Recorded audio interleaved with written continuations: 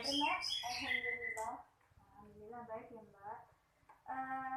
Lalu sebelumnya perkenalkan, nama saya Ilham Mayati Talaka. Di sini saya sebagai ahli gizi Mbak. Adakah yang bisa saya bantu? Saya ingin melakukan konseling gizi mengenal anak saya. Baik. Sebelumnya boleh saya tahu nama Ibu? Nama saya Sarita. Sarita. Kalau umur Ibu berapa ya? Umur saya 25 tahun. 25 tahun. Iya, untuk anaknya tadi laki-laki atau perempuan ya? Laki-laki. Laki-laki. Terus nama anak Ibu siapa ya? Nama anak saya Ahmad. Ahmad. Kira-kira umur Ahmad sekarang berapa ya? Umurnya sekarang 24 bulan Mbak. 24 bulan itu berarti 2 tahun ya Bu. Terus kalau boleh tahu sekarang Ahmadnya di mana? Di luar bersama ayah dan pengasuhnya. Oh, di luar. Apakah setiap saat anak Ibu diasuh oleh pengasuhnya? Ya, karena saya bekerja Mbak. Mbak bekerja. Lalu bolehkah saya tahu pekerjaan Ibu? Saya guru. Untuk alamat rumah Ibu di mana ya? Rumah saya di Sragen. Lumayan jauh juga ya Bu tadi. Berarti tadi ke sini berangkat bareng suaminya ya Ibu? Saya diantar suami tadi Mbak. Ya, oke. Kalau lokasi tempat Ibu bekerja dengan rumah Ibu itu apakah jauh ya Bu? Iya, lumayan jauh. Baiklah. Sekarang apa yang Ibu keluhkan tentang anak Ibu? Saya juga tidak tahu Mbak, saya hanya disuruh ke sini sama kader gizi. Baiklah, kalau begitu jadi begini Bu, tujuannya Ibu disuruh ke sini adalah melakukan konseling. Nah, tentang pertumbuhan anak Ibu nih Bu, melalui kegiatan pemantauan gizi di Posyandu. Dan di sini Posyandu berperan penting dalam mencegah risiko baik itu stunting ataupun obesitas pada anak. Lalu tentang yang meliputi stunting dan obesitas itu adalah tentang masalah tumbuh kembang anak-anak begitu Bu.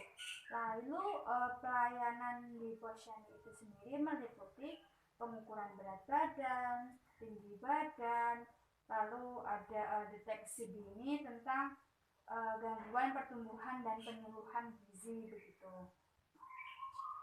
Bagaimana keadaan anak saya? Saya lihat anak saya baik-baik saja, tidak ada kendala apapun. Sebelumnya apakah Ibu mengetahui status gizi anak Ibu? Tidak. Yang saya tahu anak saya sehat-sehat saja, tidak ada sakit. Baiklah. Untuk berat badan anak Ibu, apakah Ibu sudah tahu? Kalau tidak salah 18 kilo. Baiklah, saya buka dulu ya Bu untuk KMS-nya. Ya, sebentar. Oh ya, Pak. Benar Ibu, berat badan anak Ibu 18 kg. Lalu untuk tinggi badan anak Ibu itu sesuai di KMS ini ya Bu adalah 95. Benar begitu Ibu? Ya, sepertinya begitu. Baiklah. Apakah Ibu memiliki waktu 20 menit ke depan? Oh, bisa Mbak. Jadi begini Ibu, boleh saya tahu makanan yang sering dikonsumsi anak Ibu? Ya, seperti anak-anak biasanya Mbak. Iya, yang biasanya itu yang seperti apa? Makan roti, susu, nasi, begitu. Apakah tidak mengonsumsi sayuran Ibu? Sepertinya makannya, tahu pengasuhnya Mbak. Sebelumnya mohon maaf Ibu, apakah Ibu dapat memanggil pengasuh anak Ibu? Memangnya kenapa Mbak? Ini kan berhubungan dengan keseharian anak Ibu, dan saya ingin mengetahui pola makan dan aktivitas sehari-hari anak Ibu. Karena kan tadi Ibu bekerja, jadi kan yang mengetahui aktivitas sehari-hari dan pola makannya itu pengasuhnya begitu. Baik, saya panggilkan dulu. Iya Mbak, ada apa? Saya dipanggil. Sebelumnya perkenalkan Mbak, nama saya Ilham Atas. Saya di sini sebagai ahli gizi. Ini dengan Mbak siapa? Boleh saya tahu? Saya Rina. Mbak Rina. Untuk kabarnya Mbak Rina bagaimana? Sehat Mbak. Alhamdulillah. Kalau boleh saya tahu, Mbak Rina ini sekarang umurnya berapa ya? Umur saya 20 tahun. Jadi begini Mbak Rina, tadi telah sedikit dijelaskan oleh Ibu Sarita bahwa adik Ahmad itu aktivitas sehari-harinya yang menemani Mbak Rina ya? Iya Mbak. Oke. Saya ingin bertanya, untuk makanan yang biasanya dikonsumsi di Ahmad apa ya Mbak Rina? Biasanya mengkonsumsi susu, lalu makan 3 kali dalam sehari, makan snack begitu. Apakah di Ahmad tidak mengonsumsi sayuran? Jarang sekali Mbak. Apakah di Ahmad tidak mengonsumsi buah-buahan? Tidak juga Mbak. Baik, lalu di Ahmad biasanya dalam sehari itu minum susu formula itu berapa kali ya? Kurang lebih susu formula itu dalam sehari bisa 1 liter Mbak. Lalu untuk snacknya biasanya di Ahmad itu makan apa ya? Biasanya roti sama biskuit yang manis Mbak. Apakah di Ahmad biasanya melakukan aktivitasnya itu di dalam rumah atau di luar rumah ya? Jarang itu Mbak, di luar rumah, biasanya hanya main di dalam rumah. Lalu apa yang dilakukan di Ahmad di dalam rumah? Hanya menonton televisi dan bermain game. Jadi begini, dapat kita lihat bahwa di Ahmad ini mengonsumsi susu 1 liter dalam sehari, sering mengonsumsi snack yang manis, dan jarang mengonsumsi sayur dan buah. Nah, di sini dilihat bahwa di Ahmad memiliki status gizi yang berlebih. Kok bisa sih Mbak? Baik, Ibu Sarita dan Mbak Rina. Jadi begini, ini udah saya hitung. Dari hasilnya diketahui indikator berat badan berusia menurut Z-score. Berat badan berusia itu untuk resikonya di Ahmad itu memiliki resiko berat badan berlebih. Itu maksudnya bagaimana ya Mbak? Saya tidak paham.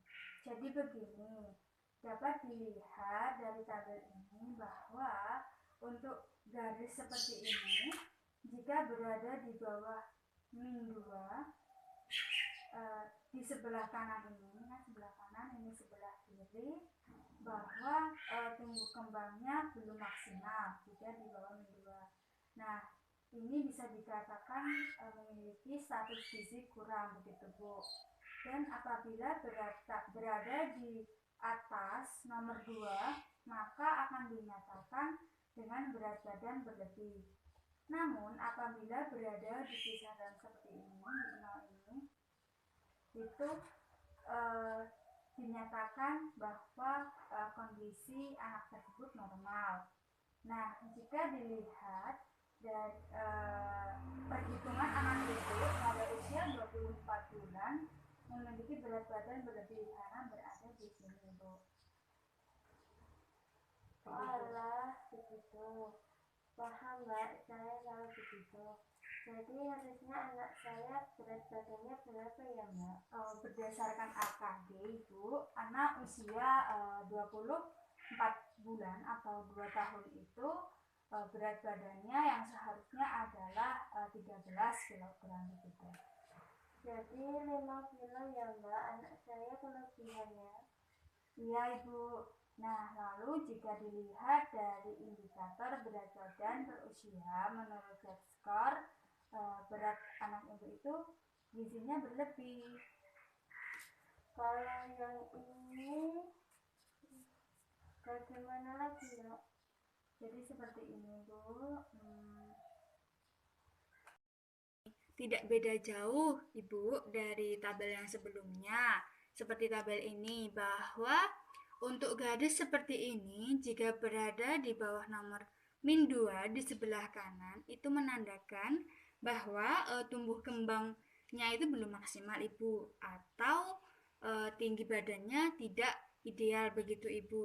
Dan apabila berada di atas min 2 seperti ini dinyatakan uh, tinggi itu pun belum dikatakan normal, Ibu, karena melebihi dari batas normal yang ditetapkan menurut score seperti tabel ini, Bu.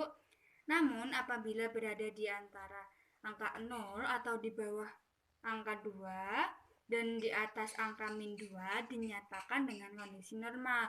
Nah, jika dilihat anak Ibu itu kan ada di angka 2,4 pada usia 24 bulan. Jadi dikatakan tingginya menurut tinggi badan per usia itu dinyatakan tinggi gitu, Bu. Begitu. Lalu Oh iya Mbak, lalu harusnya tingginya berapa? Oke, jadi begini, menurut AKG 24 bulan itu memiliki tinggi 92 cm, Ibu, seperti ini ya, Bu ya. Dan untuk perhitungannya berat badan menurut panjang badan itu anak Ibu diketahui bahwa status gizinya obesitas atau berlebihan begitu, Ibu. Kalau yang ini bagaimana lagi Mbak Nah, perhitungannya? jadi begini, Bu, dari tabel di atas dikatakan normal anak Ibu.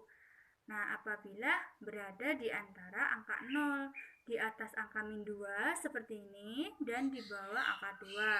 Dan anak Ibu berada di angka 3,54. Jadi anak Ibu terbilang obesitas. Lalu agar tidak obesitas harusnya bagaimana? Eh, Begini, harusnya berat badan anak Ibu itu berada di 13 kilogram, Ibu. Oh iya Mbak. Dan ini perhitungan yang terakhir, Ibu, berdasarkan IMT umur dilihat dari indikator IMT per usia anak Ibu.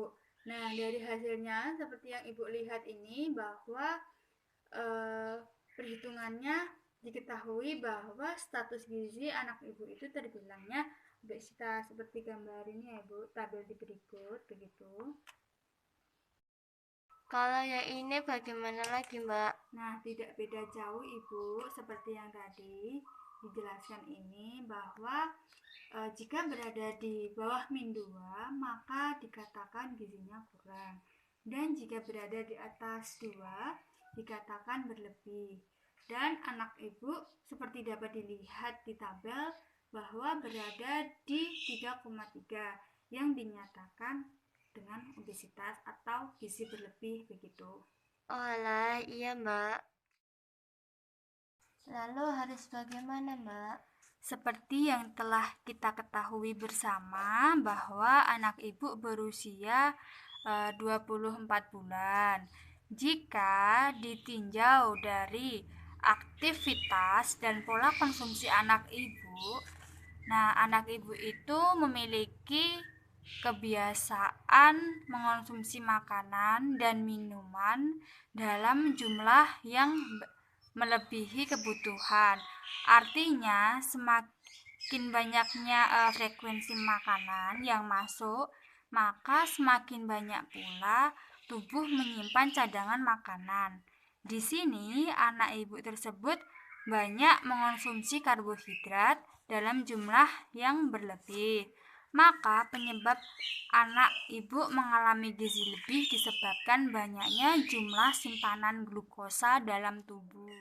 Apa yang harus saya lakukan sekarang agar anak saya dapat memiliki berat badan dan tinggi badan yang seimbang, Mbak?